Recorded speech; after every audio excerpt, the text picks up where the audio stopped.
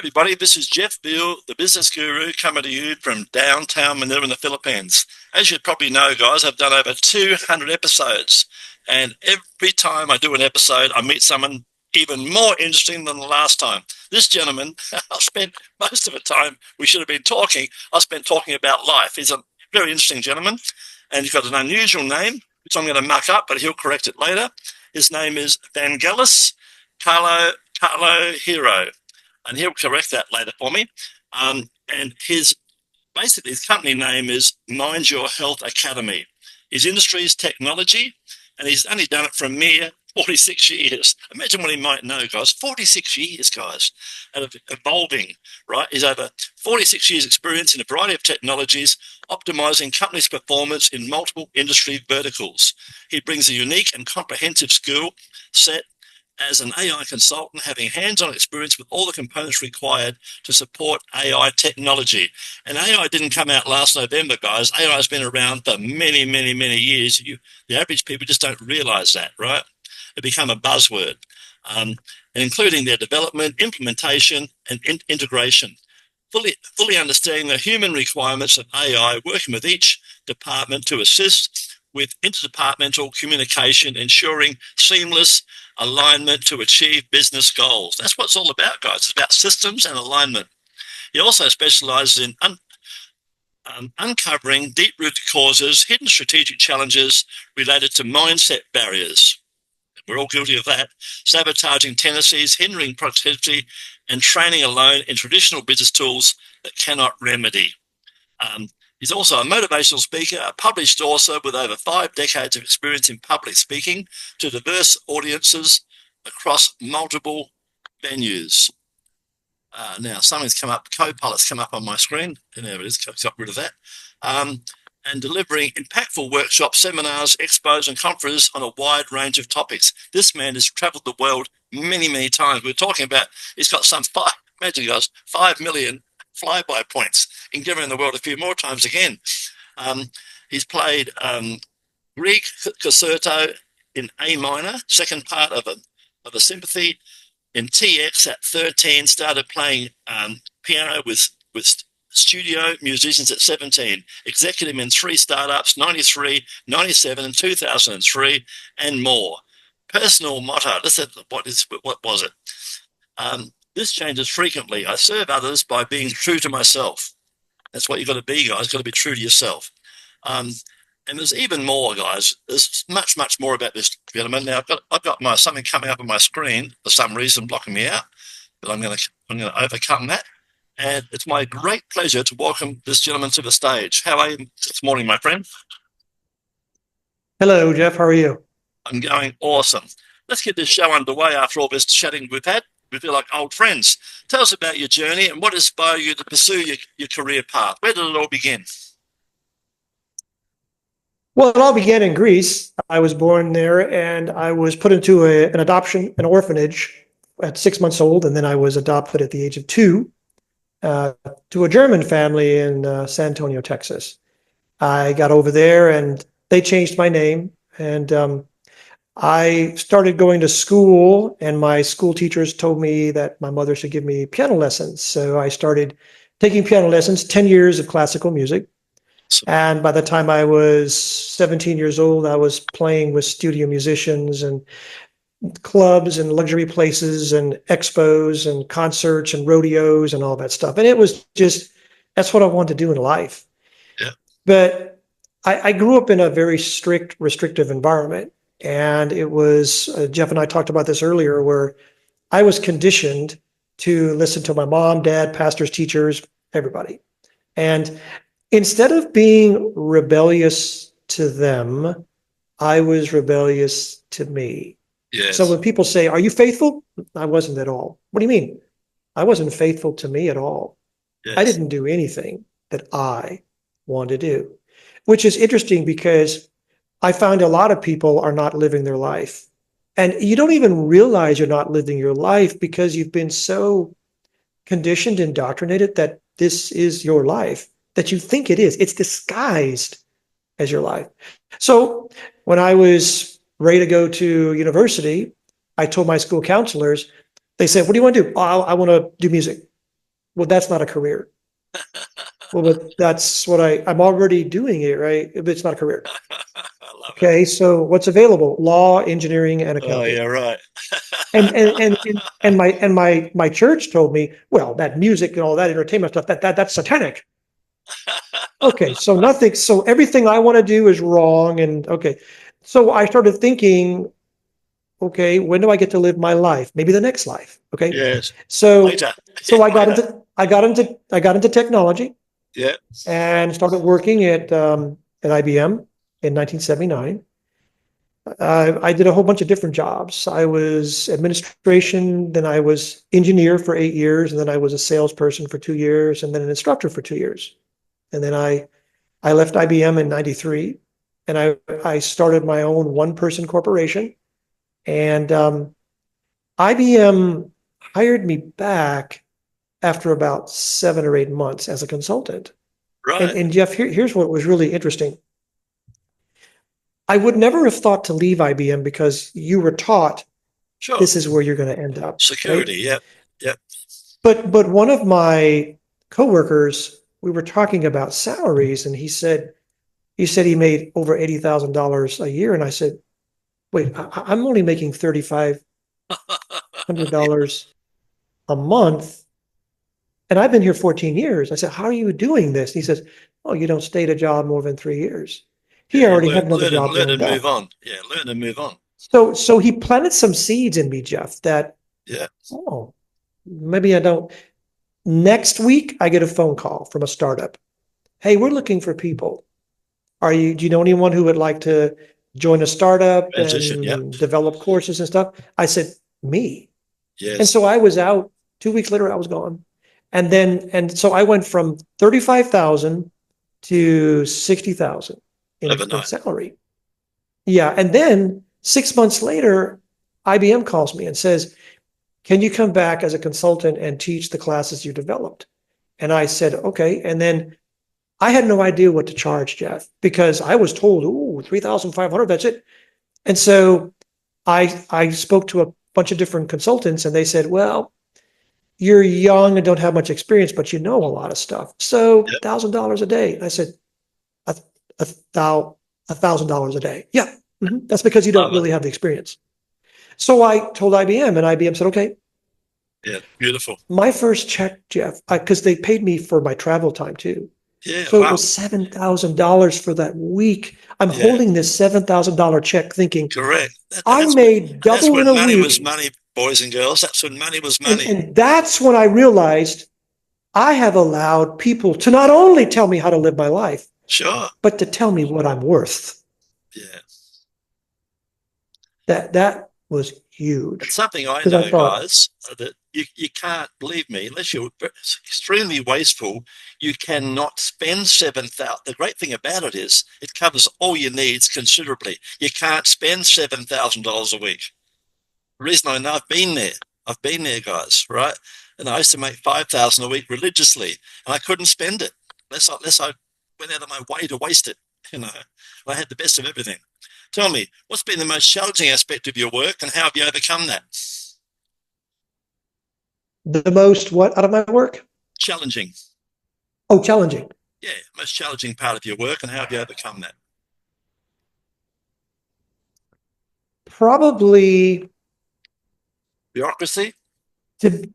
probably to be me.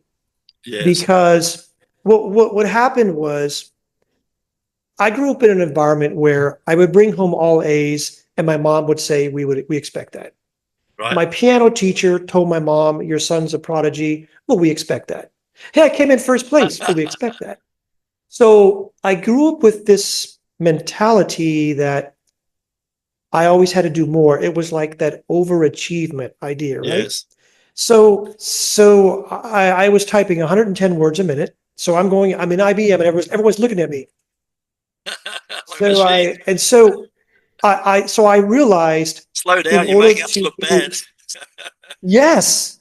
And I started backing off Yeah. of all the stuff I did. Well, so you did 20 of those?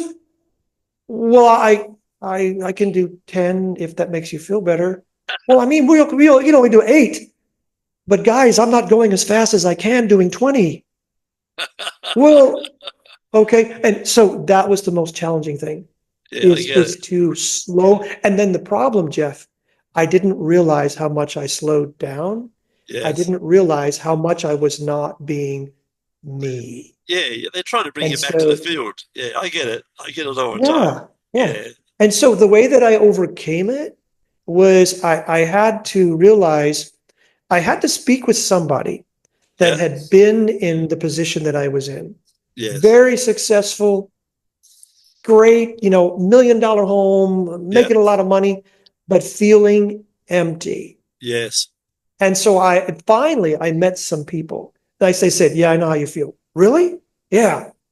Well, how did you? And so they started mentoring me, started working with me. They said, well, first of all, you have to believe that you can change your life. Oh, that was impossible because I was taught everything's already planned. Yes. Everything's already planned. And you cannot take credit for anything you do. No, someone else gets the credit. So You're a exactly. So soldier. for someone You're to a tell soldier. me Yeah.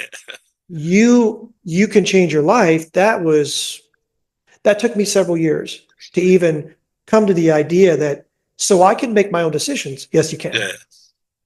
It's pretty Okay. interesting So about that was the a old huge saying. thing. Yeah. That it's lonely at the top. And, you've been there. You know what I'm talking about. Well, it's lonely only when you haven't discovered who you are. Correct. I Correct. mean, It's once a I part you got to work started, out. yes, once I started recognizing my voice and recognizing me and allowing me to show up, wow, everything in life just changed. Yeah. I mean, then I saw things so differently. My life just like that.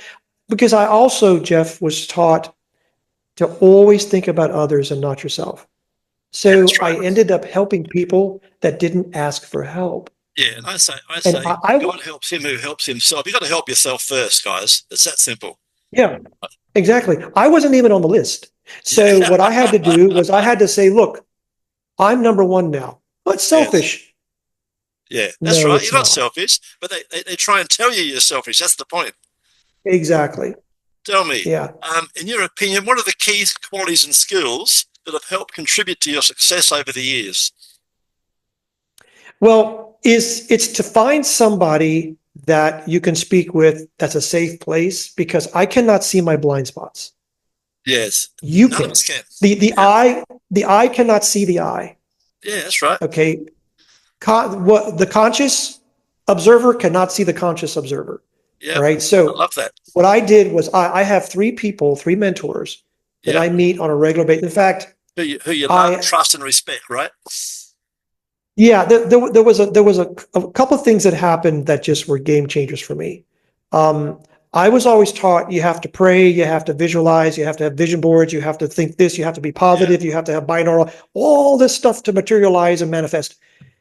And one day, about maybe 10 years ago, I met this guy and he opened up the garage. He had a 1964 Mustang. And I said, oh, you don't even like American cars. He goes, no, I don't.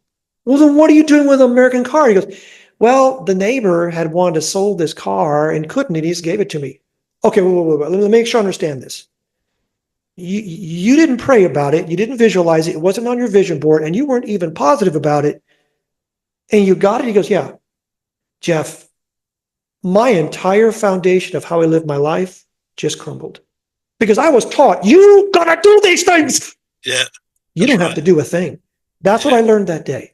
yeah, You do not have to do anything. So now my head's spinning. yeah, It's just spinning because I'm thinking, what does this guy have?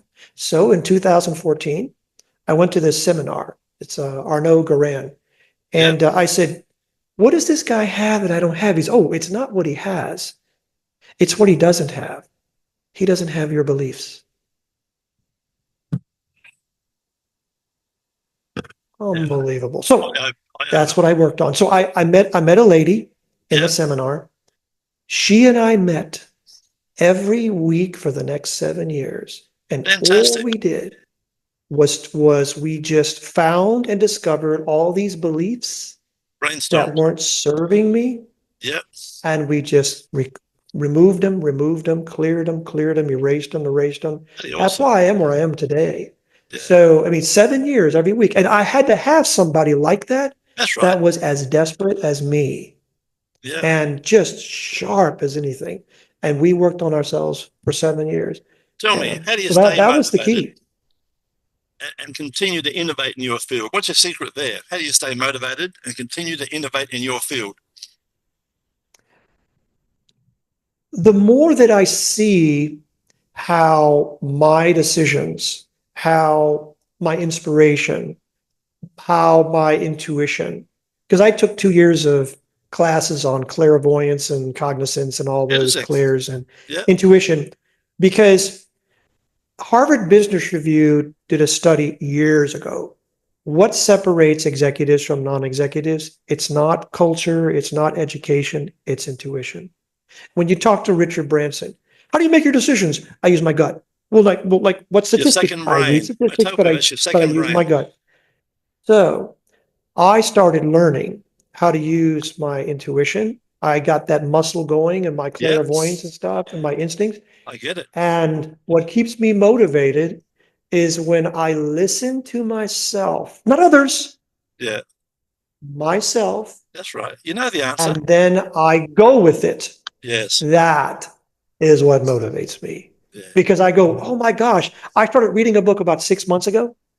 I have no idea why I started. And then 2 weeks ago, I found out why. Okay. See, and so as long as I listen All to running myself, together. yes, and I go, okay, I don't know why, but I'm supposed to read this. Who told you that? I did. Yeah. So I did. I speak to myself. I talk to myself. I listen to myself. All this stuff I'm telling you, because when people go, oh, you have all the answers inside. Well, I didn't know who I was, so I didn't Yes. know who to listen to. Yeah. I listen to everybody external. So that's what motivates me, Jeff. Yeah. Myself. I got to tell you a quick story. When I was a bit younger, I was married to this lovely Asian lady for 16 years, beautiful woman. And with our daughter was about 7 or 8. And I heard her one day scolding my daughter. She said to her, Jessica, you're always bloody dreaming. Stop dreaming. You know, you're always bloody dreaming, daydreaming and dreaming, right? So what I did, I went out and bought this bloody huge poster and I put it on my daughter's wall of her bedroom. And it said, the world is full of dreamers, like Einstein, Branson, Steve Jobs. So keep dreaming. And my ex-wife hated it, you know, and even when my kids were young, I used to play classical music at night time for them, that sort of stuff. Do you remember Reader's Digest? Yeah, absolutely. I've still got some here right now. Yeah.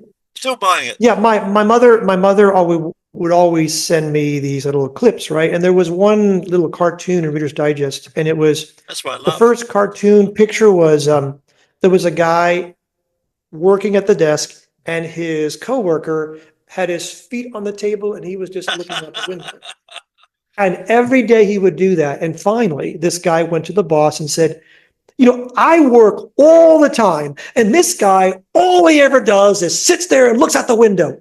And the boss said, leave him alone. His last idea made us $20 million. Yeah. Just like it's funny. One of the things I tell people, the best value you can get from me is lock me in a room, chop a hole in the door, a little hole like a slit like they do in a jail cell, and give me food, drink, and a pen and paper, and I'll give you $1 million ideas every day. Every day, right? That's the best value anybody can ever get out of me. It's all inside my head. You got to get it out of my head onto paper. Yeah, and part of it, and you said something really important there. See, when for about 25 years, I traveled every week, and I mean every week. Wow. I'd leave Saturday night, take the red eye, come home Friday midnight.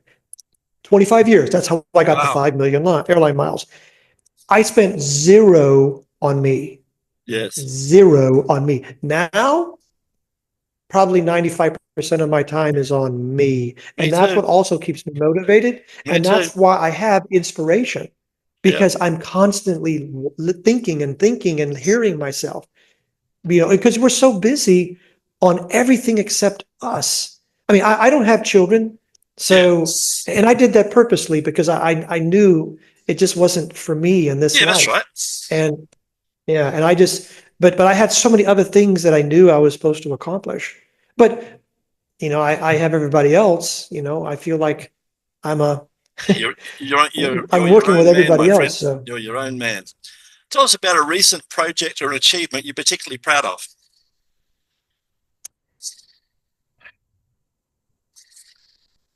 I think it was about 4 years ago.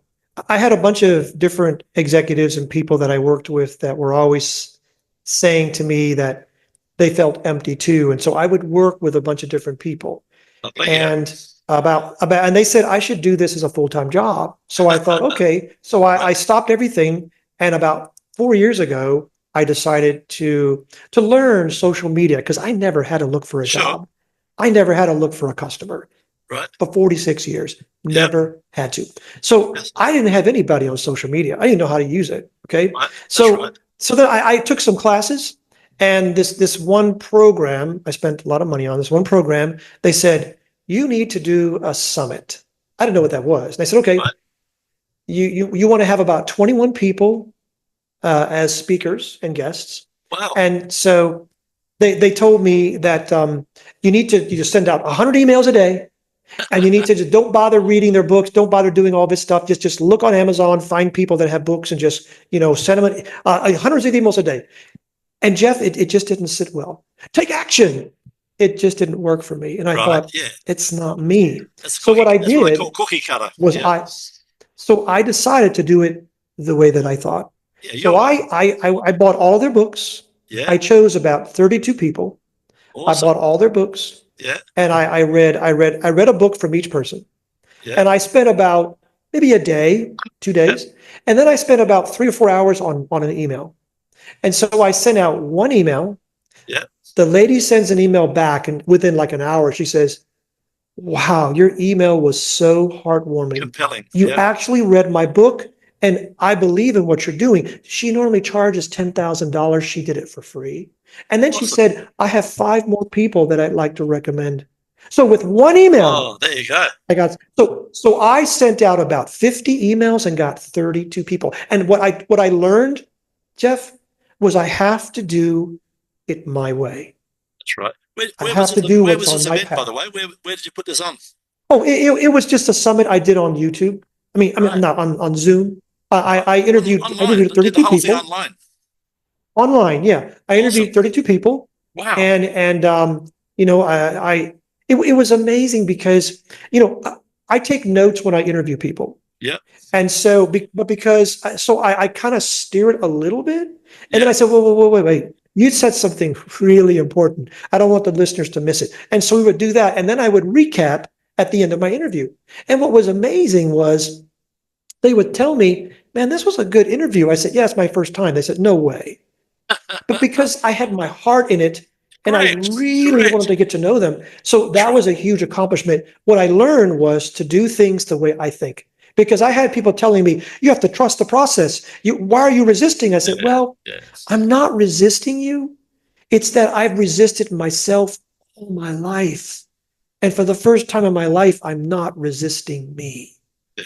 Love that. So that was success. Tell us some advice. What would you give advice to a younger version of yourself following your footsteps? What would you tell them? Spend some time just alone. Yeah. And start asking yourself, what do you want? Because no one really asked me that. I was told everything to do. Yeah, So that's I right. would say, look, Vangelis, what I want you to do is I want you to go off to yourself, maybe go out walking, because I love to walk. Yeah. I would go walking for 3-4 hours. Go walk, and I want you to take a recorder with you. Yeah. And every idea that you have, I want you to record it. And then I want you to think about how would you go Not bad. about doing Not that. bad. And whatever comes into your mind, I want you to proceed that way. And yes, there are people that are going to tell you something the opposite. Why are you doing this? Or blah, blah, blah, blah, blah. Listen to them, be polite, and say thank you That's for right. your advice, but I would like to do it my way, because if I do it your way and it doesn't work out, you're going to feel bad. Yeah. And I would prefer doing it my way and finding out, ooh, I really did hear myself. My way or the highway. Yes.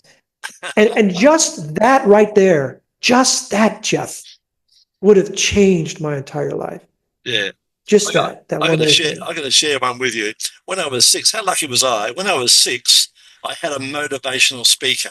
How about that? My own motivational speaker when I was 6. I'd have a shower. Wow. He would come into the bathroom before school and he would comb my hair and he would say to me, "Shit, you're an ugly kid."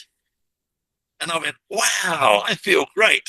You know, that was my stepfather, right? And then what would happen then?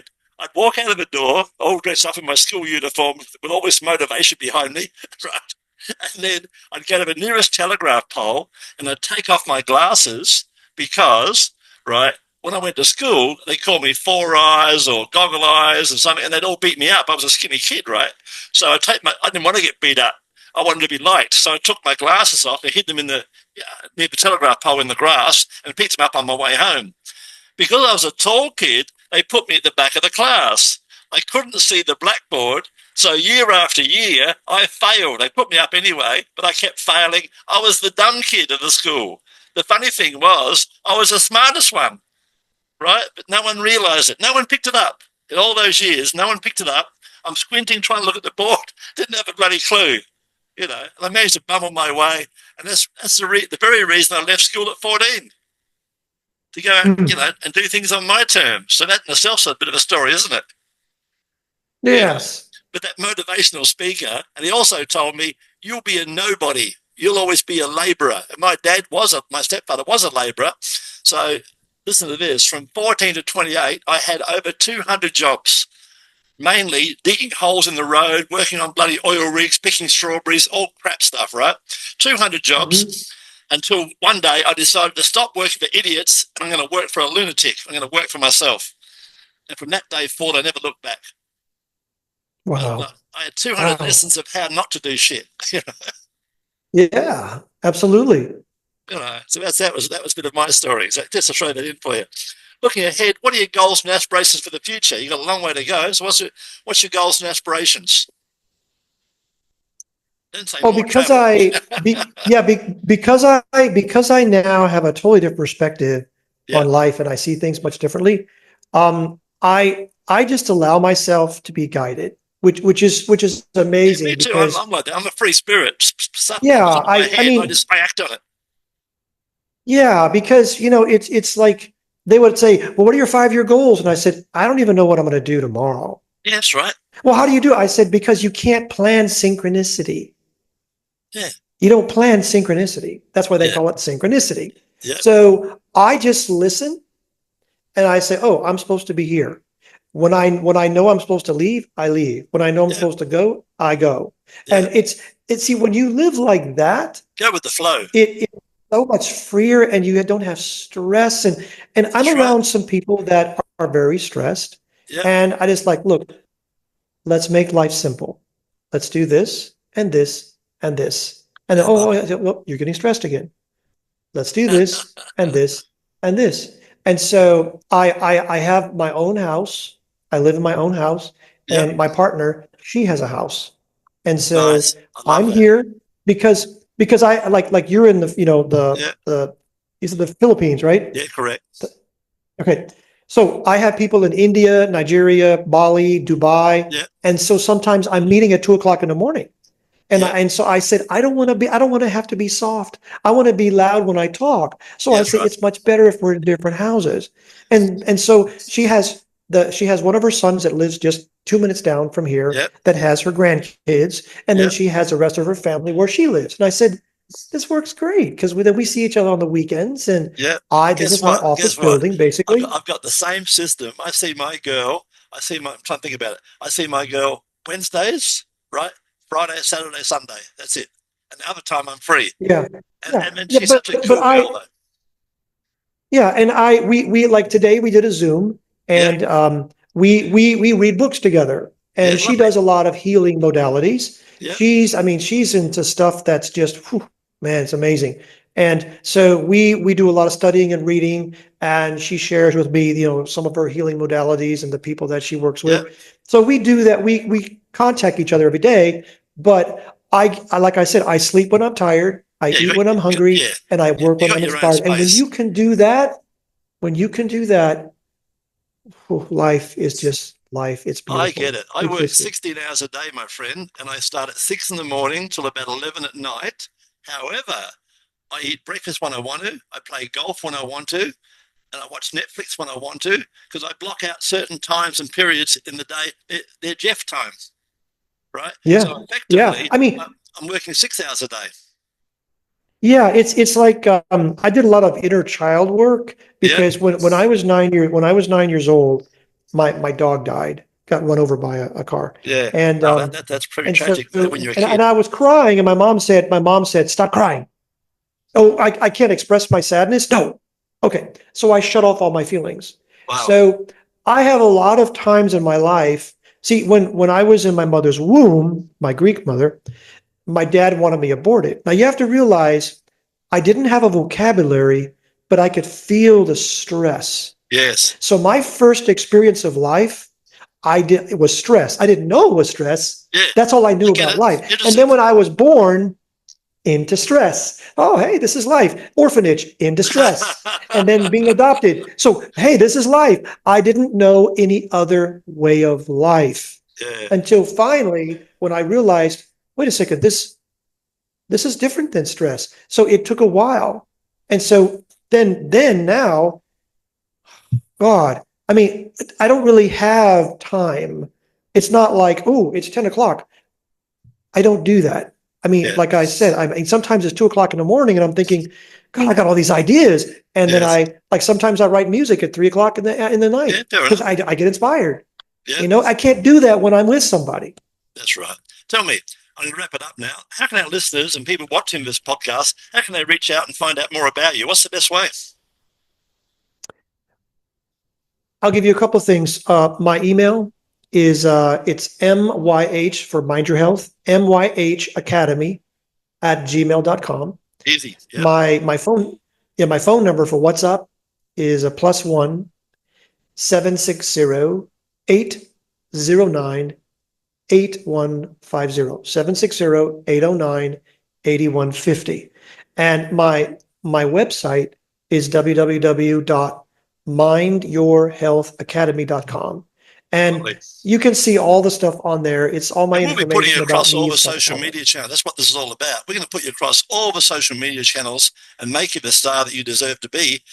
And what's going to happen on those social media channels, we're talking Reddit, Quora, LinkedIn, Facebook group, and of course, YouTube with all your social media links. And I'm assuming you don't mind people reaching out, having a virtual cup of coffee and having a bit of a yarn with them? That's fine. Yeah, let's talk. I mean, I usually give people the first talk for just, we can talk and stuff. But what I have to be very careful about is that they'll say, let's talk for an hour, then we end up talking for 3. And then I've got 2 or 3 of those. I can't do that. No. So I don't mind, let's talk and get to know each other. But after that, because a lot of you'll find your tribe. Yeah, a lot of executives just want someone to talk to, and they will pay to have someone to just hit ideas back and forth. Because see, I could talk about business. I can talk about anything, and so it's not just I don't have a trivial conversation. Yes. My conversations are very, very deep, and they're all about you discovering you. That's really my thing. It's you discovering you. Yeah. I got to tell you the clairvoyant one. Years ago, I went to a clairvoyant. I had to walk up this funny, dodgy-looking building to the 4th floor, right? So I get up there, and I got on the door. She's got the sign clairvoyant. I go, knock, knock. She says, who's there? And I thought, what the fuck? I'm not going to pay this woman. She doesn't know it. She doesn't know anything. You like that one? I thought you'd enjoy that. Yeah. My friend, it's been awesome. Let me just turn this off now. And guys, if you want to be on Stars on Spotlight, have some fun like my guests and I have had, and talk about life, that's what it's all about, guys, about life, and slow down, stop and smell the roses, guys. Have a good time, enjoy your life. You're not coming back.